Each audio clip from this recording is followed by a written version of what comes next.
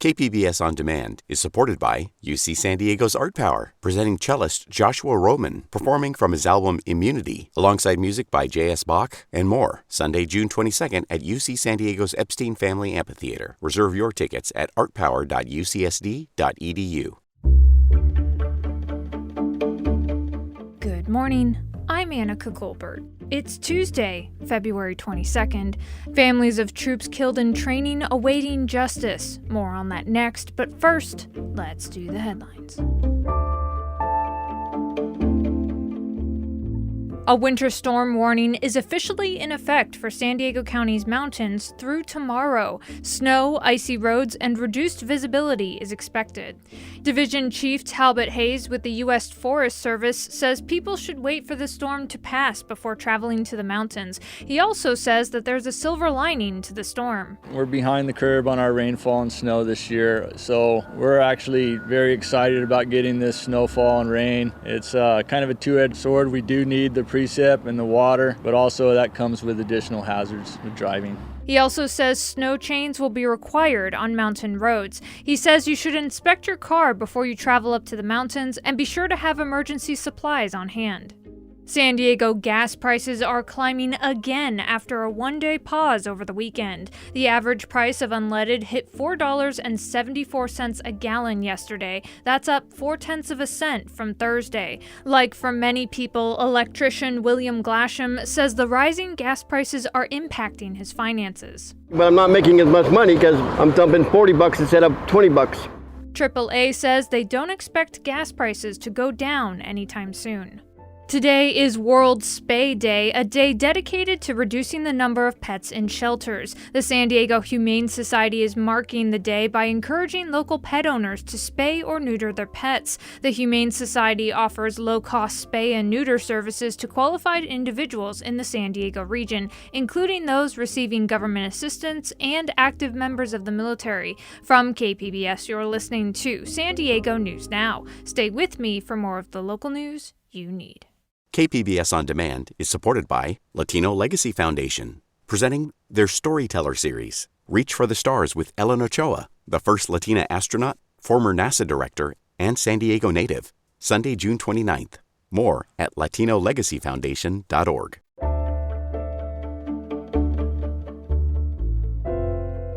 Parents of 8 Marines and a sailor who died in a training accident in 2020 say they are worn down by a system that is slow to change. KPBS military reporter Steve Walsh spoke with some of the families. Very loving boy. Loved his dad, his sisters, me. It's been over 18 months since Lupita Garcia's son was killed in a training accident. 21-year-old Lance Corporal Marco Barranco drowned along with 8 other troops when his vehicle sank off the coast of Southern California in July 2020. I always thought the military was very organized. They knew what they're doing. Garcia wanted to meet me at a park in Montebello, just east of L.A. When he was still in high school, Marco worked out in this park with a group of Marines to prepare him to enlist. His name has since been added to a local veterans memorial at the other end of the park. I believe in God. I have faith. And sometimes I just say, this is what God wanted. Regardless. But I don't accept that I was in training. That's what really, really gets me so angry. Why in training? Garcia is among a group of parents who have sat in the audience during a series of hearings at Camp Pendleton. Hearings to determine whether some of the leaders involved that day will be kicked out of the Corps. It's just doesn't end. Our wounds are still open and they're putting salt on it, And I just didn't feel anything like, oh, okay, I feel better now. Absolutely not. July 30th, 2020, 8 Marines and 1 sailor drowned returning to the USS Somerset from San Clemente Island in an amphibious assault vehicle. The armored personnel carriers become boats in the water. Some of the aging vehicles broke down. Their unit was so far behind schedule that their ship moved away to another exercise. Battalion Commander Lieutenant Colonel Michael Regner testified that in the confusion he didn't understand which AAV was sinking. 45 minutes later, the track with Garcia's son went under, with several troops still fighting to get out. I don't feel like we're getting justice, but all I hear in these boards, they're going in circles, pointing fingers at each other. Alita Bath is the mother of 19-year-old PFC Evan Bath of Wisconsin. She has been at nearly all of the hearings. At least 3 officers in charge that day have been allowed to stay in the Corps. Each officer said they told their commanders about problems. None of them stopped the exercise. They're supposed to be Marines, but no one's taking responsibility, and no one is being held to be responsible. So me sitting in that chair, if nothing else, they have to look at me. The Marines and Navy produced multiple reports pointing to serious lapses in training and equipment breakdowns. And this isn't the only accident. 60 Marines have died in training in the last 5 years. Congressman Seth Moulton of Massachusetts is on the House Armed Services Committee. Moulton is also a former Marine officer who rode on an AAV in combat. To be honest, I was worried they might sink, and that seemed to be the prevailing sentiment. He says they didn't feel safe riding inside the vehicle while crossing a river leading into Baghdad during the initial invasion, so they rode on top. This gets back to the culture. If I had that concern as a young second lieutenant 20 years ago, then why has the Marine Corps not satisfactorily addressed that since then? It took another 18 months after the accident for the Marines to finally pull the aging AAVs from sea duty. Moulton says the harder question is whether the Marines can create a culture where officers are empowered to halt an exercise when they see a problem. Nancy and Peter Vienna's son, Navy Hospital Corpsman Christopher Bobby Nem, drowned that day. For a while, he was the guy that was joking around trying to make everybody stay calm. But what he was doing was trying to help other people take off their gear. Technically, they aren't even Gold Star families. Congress reserves that title for families of those killed in combat, not training. Steve Walsh, KPBS News.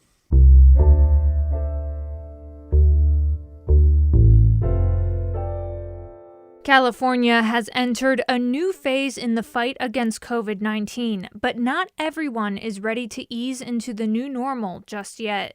KPBS health reporter Matt Hoffman has more. Kearney Mesa resident Bianca Santos received a kidney from her cousin a few years ago. She since had to take immune-compromising drugs to keep her body from rejecting the organ. That means the flu or even food poisoning can be enough to send her to the hospital. Being high risk, she's mostly been staying at home during the pandemic. I don't want to regret it at the end of the day, knowing that, I hung out with someone who's actually positive. That's what scares me right now. Those who are immunocompromised may not get full or any protection from COVID-19 vaccinations, so extra doses are being recommended. But Santos isn't sure how to feel about transitioning into the next pandemic phase. The last few days, I keep thinking about the words like the world has moved on without me or without people who are undergoing the same things as I do. Santos is hoping to take a new antibody treatment that should give her some immunity against infection. Matt Hoffman, KPBS News. The statewide mask mandate has been lifted, but not for California schools. State health officials plan to review the policy next week. In the meantime, schools continue to face resistance to masking. Carrie Avila is a teacher and the president of the Vista Teachers Association. She spoke to KPBS Midday Edition about how it's leaving local teachers in the middle. The educators are also frustrated about the constant changes and the lack of clarity in some of our policies. I want them to know that our profession has profoundly changed, and just to know that they're doing what's best for your student, and we all want it to return to how it was before. Take the politics out of the classroom. She also says teachers are divided on the issue of whether or not masks should continue to be worn in classrooms. Check out the KPBS Midday Edition podcast for the full interview. Coming up, the Oceanside Film Festival starts today. We'll have more on what's being screened next, just after the break.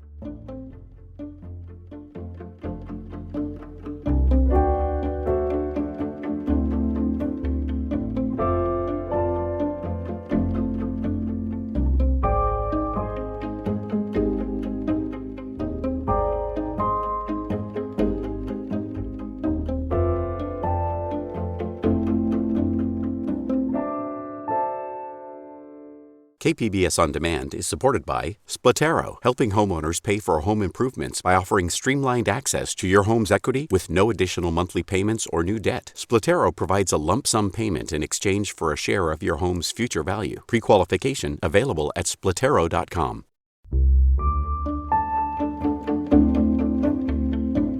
The Oceanside International Film Festival kicks off today. It's being held in person this year after being virtual for 2 years because of the pandemic.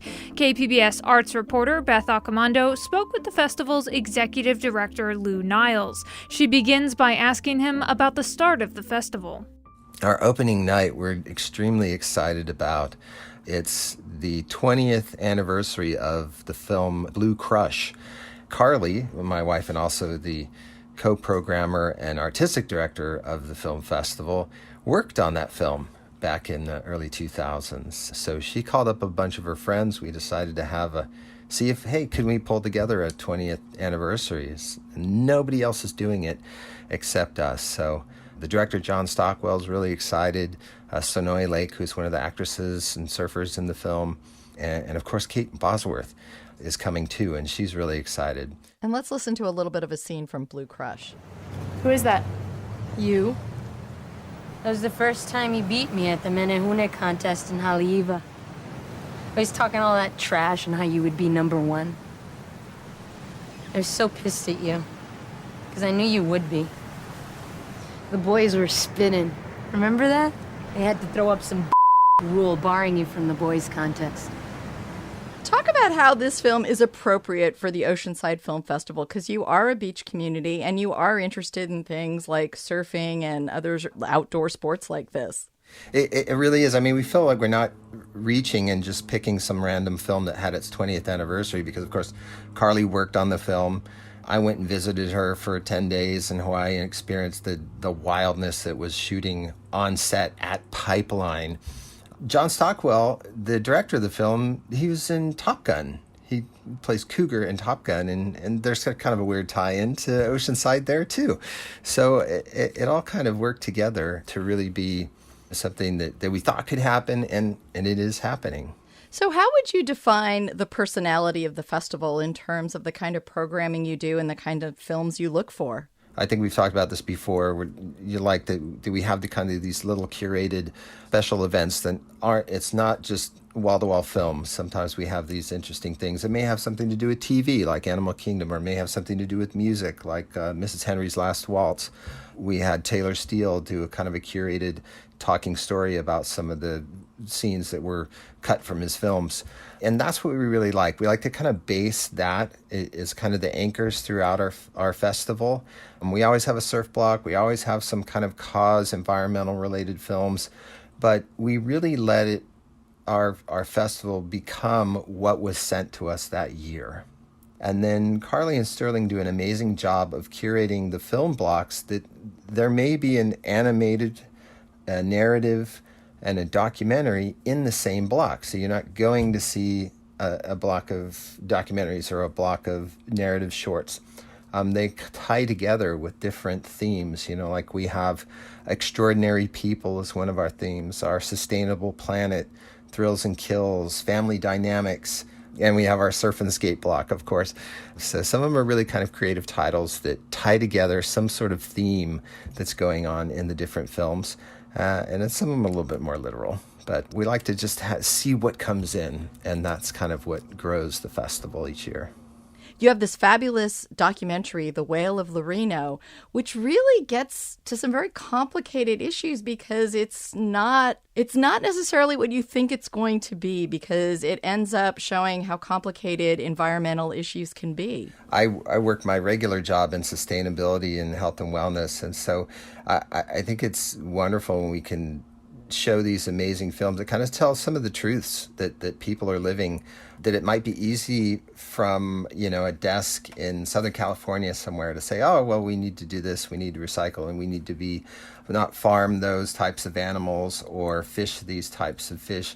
When it's something that, maybe for hundreds of years certain people have done. It's their way of life. It's how they even, have energy or light in their shack.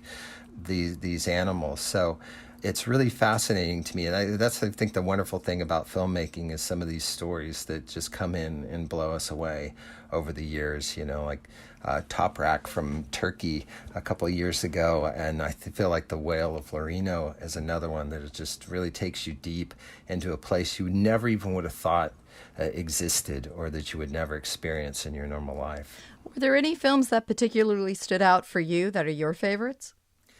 Well, I'm a little biased to the surf block. I really like this Keep It a Secret, which is our headliner on Saturday night. It's a surf film about surf discovery in the 70s in Ireland, which that's interesting. Ireland and surf discovery, there's a lot of films about that, but it doesn't just focus on surfing. It dives in a lot to the troubles, what it was like to, be a youth trying to go surfing and then trying to, run a machine gun gauntlet or, anything terrible could happen. It was definitely scary and threatening. Let's hear a clip from that film. When you have a surfboard on top of the car, the British Army would be, what the hell is that? And they would be bringing you in to check that there wasn't something in those surfboards that was a rocket or whatever. But you just got used to it. I mean, that was just the way. And you learn when you were driving from A to B, you just learned the areas not to go into. And tell people about your venue.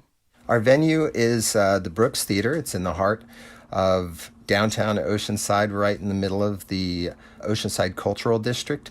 It's a historic theater, and we've been there for quite a number of years now. We will have our opening night red carpet on Tuesday the 22nd at the Oceanside Museum of Art. So it's outside. They have a beautiful patio doing the red carpet with the stars of cast and crew from Blue Crush. And then we'll walk the couple blocks that it is over to the Brooks Theater and enjoy the screening and have a great Q&A afterwards.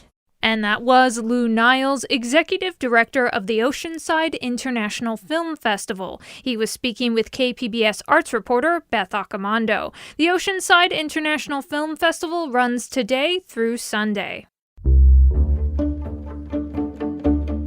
And that's it for the podcast today. As always, you can find more San Diego news online at kpbs.org. I'm Annika Colbert. Thanks for listening and have a great day.